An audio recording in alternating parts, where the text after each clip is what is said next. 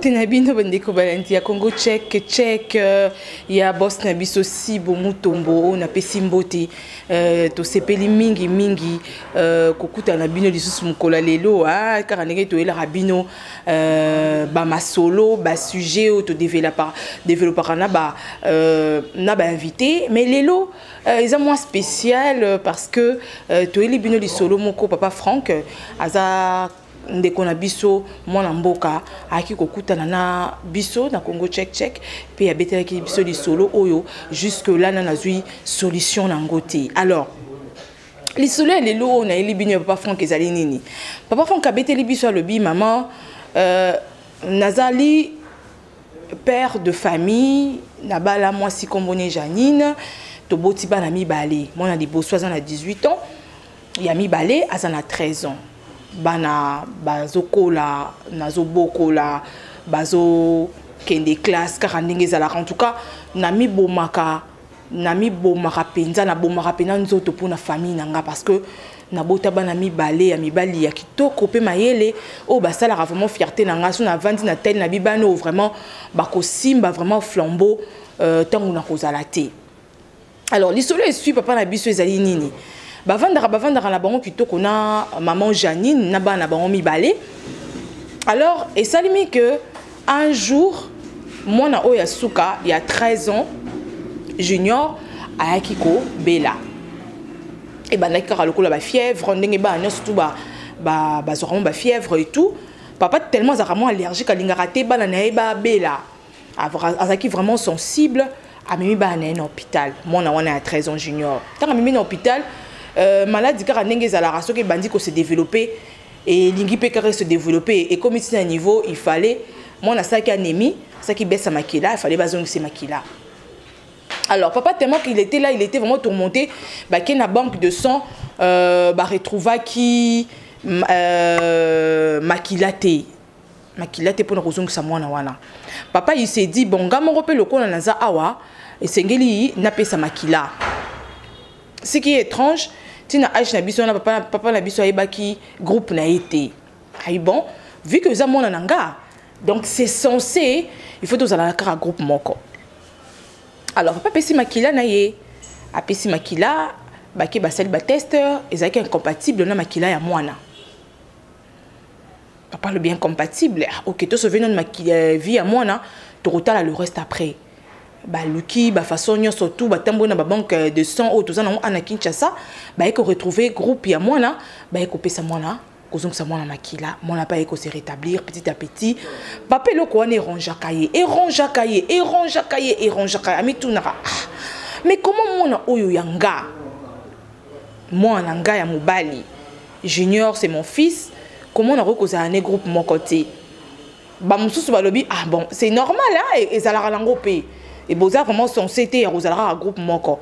Sauf que qui conseille pas Amina à se confier qui Amina le dit non, faut pas être un père irresponsable. Ngana ko conseiller so ko moni ke likambwana ezali vraiment ko choquer yo. Mais ma bango pour ça là, test d'ADN. Papa perdu Amélie na ngenge. En tout cas ça là semblant a bomba likambwana motema. Bah continuera à évoluer yena moi si na ye vraiment na harmonie nyonso tout ils ont régné na foyer na bana vraiment c'était vraiment impeccable.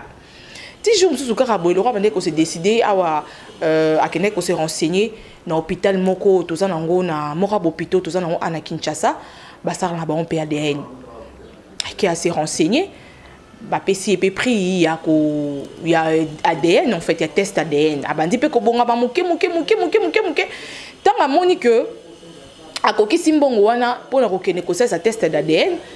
Je me suis dit que quand on a tonga boé, abisi moi sineto que tout ça na moi tour, non qui pour ça, tout ça la tour.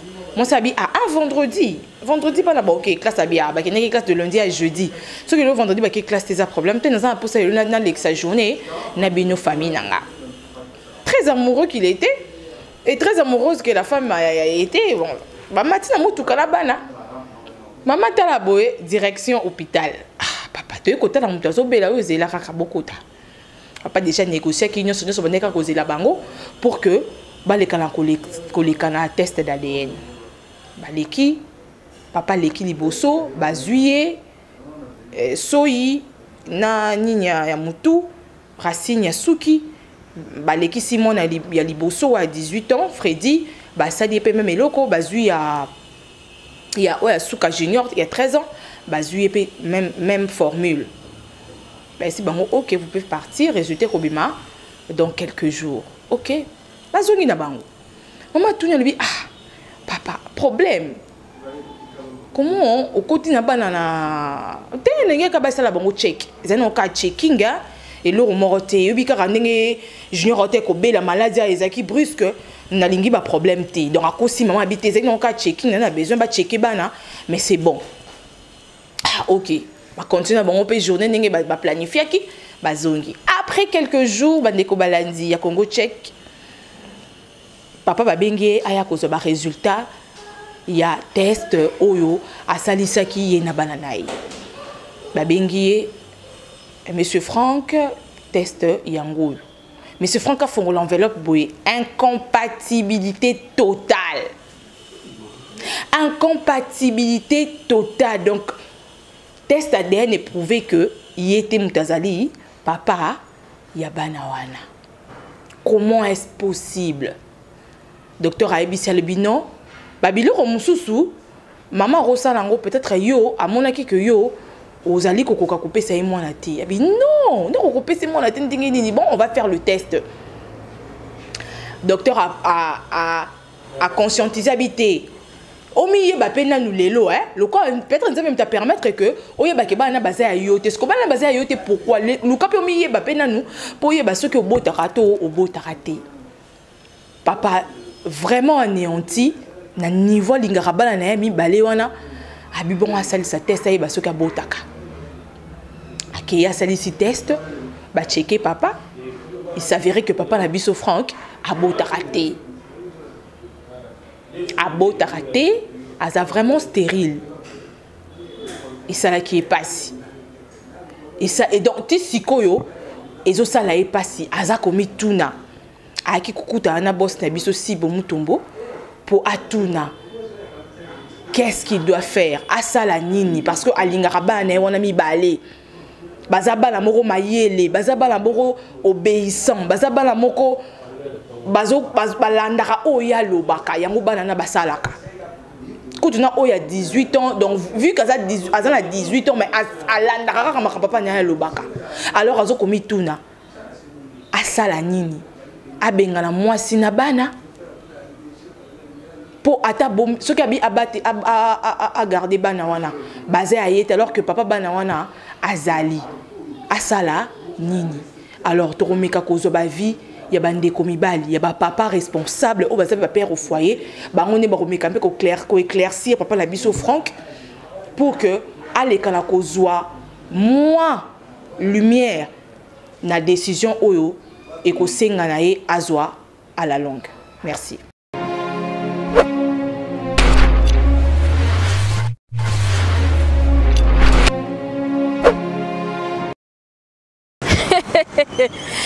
Tout ce cas, mais toi, on a candidaté quoi? Bana Goma, Bana Matadi, Bana partout. Bana partout. Bobika que non, soit Biba aux gens de la France à l'équipe, ça veut toujours m'envoyer bien. Congo check, il est ma cambalobi que non. Bientôt la conteneur ya Congo check qui est en kit le 22 avril. Donc bana boma matadi donc bobanga komi tungisa malisute. Oh tote conteneur à mon côté te wana ya lokuta en tout cas vraiment wana ya lokuta hein. Bon bo pesa biso confiance babi check inde makambu. Check inde makambu tala kaka hein place Oudjana de la France congolaise aza donc à cause s'arrêter à l'obra toujours la vérité.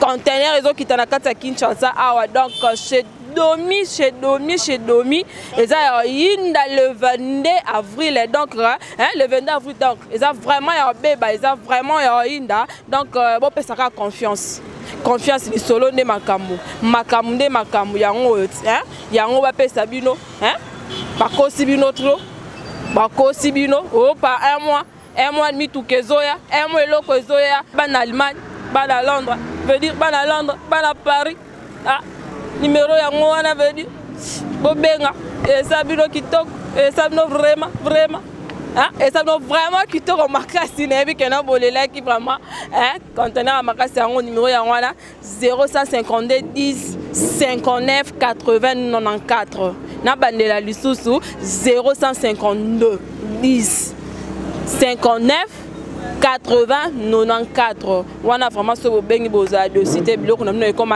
tokos.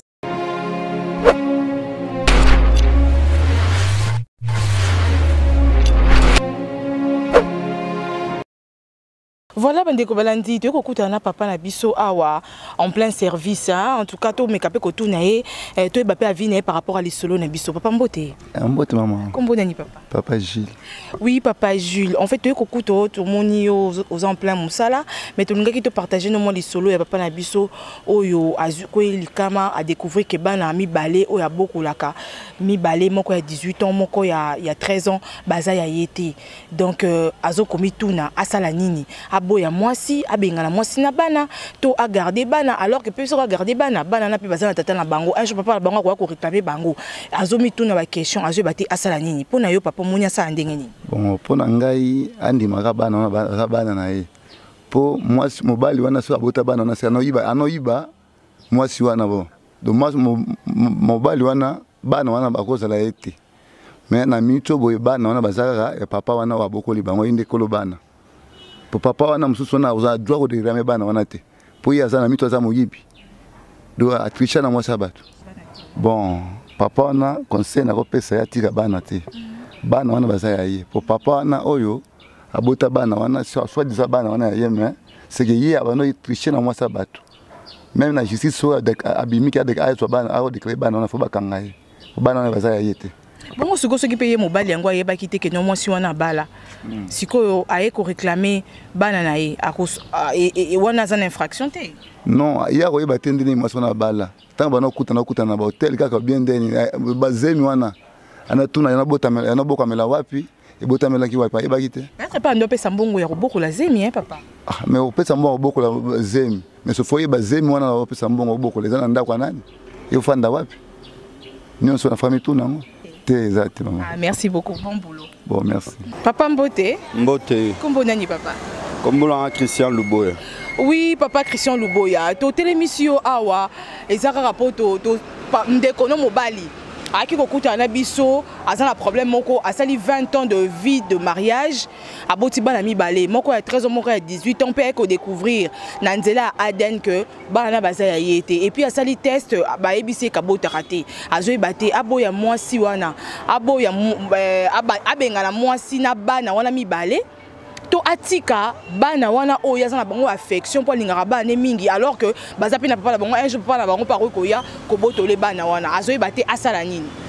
En tout cas bana baza problème te so que za ndeti ngai na continuer aux na bana ndeto banda aux auparavant na koki jamais ko perdre affection na zale na ngona bana wana donc na ozaka na bana mais mwasi ndazaka mabe si faut ko bengana ko s'éloigner ndena mwasi. Est-ce que so mwasi pas le bike ngana olo bengana ngana kena bana ngai?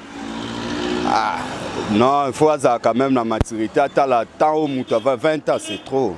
20 ans c'est trop vendre à la batte brusquement au kabwana na bango en tout cas c'est donc compare ko vendre na mwasi na bana na mwasi ngopé. Ah en tout cas ça mwasi en bon tellement si déjà découvrir babi à botakate tout le monde a peu ba couple musu sezalaki moi ça zo mobala botate tini mwasi na bim azo azemi libanda ayaka na bana na kati ya ndako ezala na bako sa pe bon. Merci beaucoup papa. OK. Bandeko baladi Congo check dozo continuer na balade biso kokuta na papa pona koyeba kopesa papa na biso Franck moins éclaircissement ya problème na ye to kutela pena ndeko na biso oyo ako mekampe kopesa biso pe réponse na ye par rapport ya problème na biso ya papa Franck. Mbote papa. Mbote maman. Kombo nani? Comment on a simplicité. Papa Simplicité dit ndekono mobali asali 20 ans de mariage. Voilà. Na mwasi baboti bana mi balé. Moko 18 ans, moko 13 ans. Ayeko découvrir na nzela ADN que bana wana bazaya yete. Voilà. Et puis basali ba test ba monika bota raté. Siko na mincho yo ekweli ya monene. Azwe batasa nini? Abenga na mwasi na bana. To atika bana wana mais soki batiki bana papa langa. Voilà. Papa wana soka yeko bota kolebala. To bana soka ko luka pa bango un jour. Eko sali sou passer. Azwe bati asa nini? Bon, normalement, on a basali comme 20 ans. Moi 20 ans belé. Alors on a par rapport à pendant 20 ans. Normalement on a pas boyé. Pour faire déjà robot déjà la moi si. Bobani la première on a badi une année ti a comme 20 ans. Après que les Paul va que non moi on a moi ngata bana ngati boye normal ngana bige no pour ngai.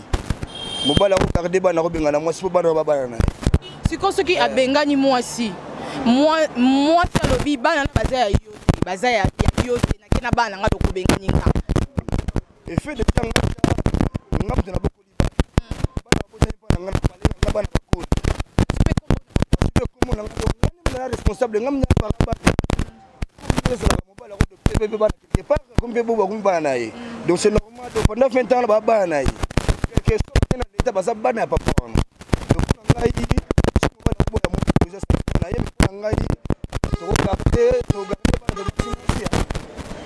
merci beaucoup. On va mbote. Mingi na pesi mbote na mwana mugimbangu. Na pesi mbote na bakongole nso. Et puis on a parlé c'est tout hein. Azanga kombo. Bon, maman Micha. C'est tout. Maman Micha merci beaucoup papa. D'accord.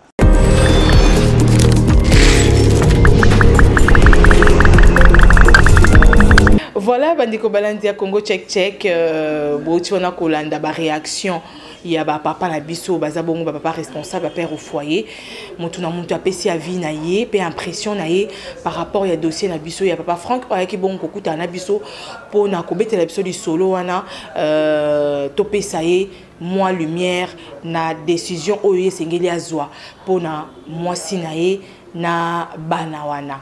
Alors, to bandi bongo que boni numéro na biso ezawana, oza pe na besoin ya kopesa papa na biso Franck conseil, numéro na biso ezawana gravé na se ya ba téléphone na bino, ya ba PC na bino, ya ba écran na bino. En tout cas, bo pesa papa Franck ba suggestion na bino, ba commentaire na bino pour que aleka na kozwa décision moko oyo a ko regretter plus tard. Un grand merci Nabino, attention au beau accord d'Akana Congo check. Un grand merci sur son boss Nabiso Sibomutombo pour sa confiance au AP Sarabiso Basali Nabino Bandeko Balandi pour que tout ça la ramusala au ezo apporter un plus na connaissance Nabino et aussi voilà qu'on divertir Bino aussi pourquoi pas qu'on conscientiser Bino aussi. Un grand merci na moto na benga ka metintima yende mutasi machine Mouta ko sala que beau retrouver Kabiso na betando na bino. En tout cas un grand merci à lui. Merci mingi na Roland Oloa Yende le Black Panther. En tout cas un grand merci à toi. Un grand merci aussi à tonton Bio. Merci beaucoup na bato union surtout bazala rawana pour nako conscientiser biso pour nous booster biso tout ça la musala ndenge et sengeli. En tout cas tokutani vraiment balasima pour na masolo mususu pourquoi pas na Congo check politique. Bye bye.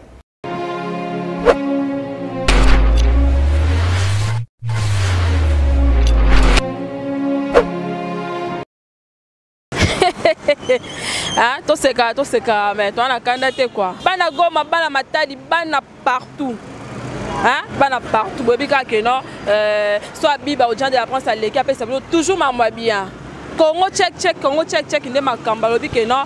Bientôt là conteneur ya Congo check qui t'a na kit le 22 avril. Donc bana boma Matadi donc bobanga komi tungisa malisute. Oh tote conteneur à mon côté te wana lokuta.